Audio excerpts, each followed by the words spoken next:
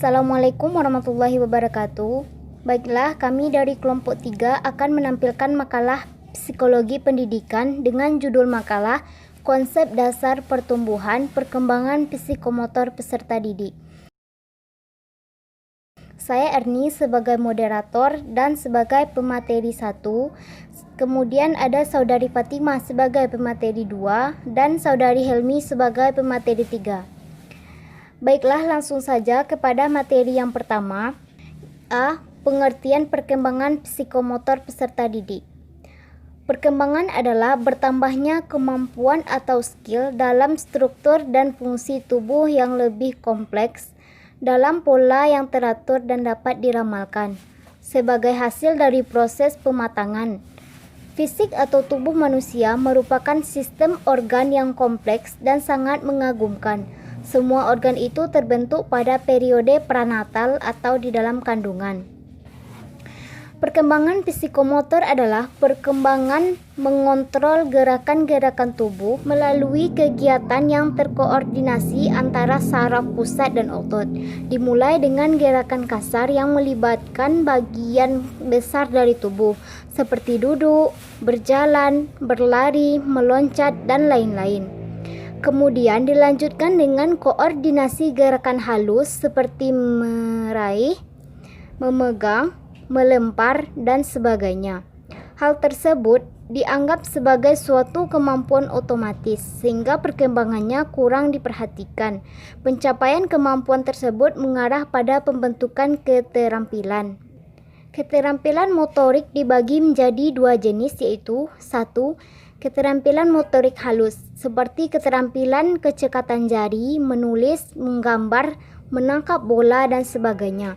Yang kedua, ada keterampilan motorik kasar, meliputi kegiatan-kegiatan otot seperti berjalan, berlari, naik, dan turun tangga.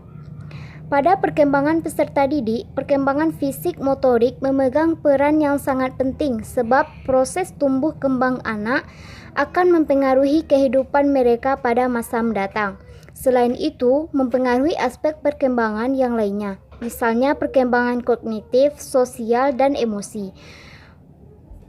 Bagi peserta didik yang usia remaja, pertumbuhan dan perkembangan fisik yang optimal secara langsung mampu mempengaruhi keterampilan anak dalam bergerak, sedangkan pengaruhnya secara tidak langsung berupa berpengaruh terhadap cara pandang atau penyesuaian diri anak terhadap dirinya sendiri dan orang lain. Sekian materi yang pertama, kemudian materi yang kedua akan dilanjutkan oleh Saudari Fatimah. Kepada Saudari Fatimah kami persilahkan. Tahap-tahap perkembangan psikomotor peserta didik. Yang pertama, perkembangan fisik pada masa anak-anak. Perkembangan ini dimulai pada masa bayi sampai masa anak-anak akhir. Pertumbuhan dan perkembangan fisik pada masa anak-anak terdiri dari pertumbuhan dan perkembangan motorik kasar dan motorik halus. Kedua, perkembangan fisik pada masa remaja. Perubahan yang dirasakan adalah perubahan fisik. Sebagian besar remaja tidak dapat menerima keadaan fisiknya. Terlihat dari penampilan remaja yang cenderung meniru penampilan orang lain atau idolanya. Karakteristik perkembangan psikomotor peserta didik. Yang pertama, karakteristik perkembangan psikomotorik pada masa anak-anak usia 3 tahun, yaitu tidak dapat berhenti dan berputar secara tiba-tiba atau secara cepat. Yang kedua, yaitu karakteristik perkembangan psikomotorik pada masa anak-anak usia 4 tahun. Ini lebih efektif mengontrol gerakan berhenti, memulai, dan berputar. Yang ketiga, karakteristik perkembangan psikomotorik pada masa anak usia 5 tahun, yaitu dapat melakukan gerakan start, berputar, atau berputar secara efektif. Yang keempat, yaitu karakteristik perkembangan psikomotorik pada masa anak-anak 6-12 tahun. Pada masa anak, perkembangan keterampilan dapat diklasifikasikan menjadi 4 kategori, yaitu yang pertama, keterampilan menolong diri sendiri. Anak dapat makan, mandi, berpakaian sendiri, dan lebih mandiri. Yang kedua, keterampilan menolong orang lain, yaitu keterampilan yang berkaitan dengan orang lain seperti membersihkan tempat tidur dan lainnya. Yang ketiga, keterampilan sekolah, mengembangkan berbagai keterampilan yang diperlukan untuk menulis, melukis, dan lain-lainnya. Yang keempat, keterampilan bermain. Anak belajar keterampilan seperti melempar dan menangkap bola. Yang kelima, karakteristik perkembangan psikomotorik pada remaja. Perkembangan psikomotorik berkembang sejalan dengan pertumbuhan ukuran tubuh dan kemampuan fisik. Adapun yang terakhir yaitu karakteristik pertumbuhan psikomotorik pada masa dewasa. Pada usia dewasa, keterampilan dalam hal tertentu masih dapat ditingkatkan. Puncak dari perkembangan psikomotorik terjadi pada masa ini. Selanjutnya adalah faktor-faktor perkembangan psikomotorik peserta didik. Faktor pertama adalah faktor pola asuh orang tua.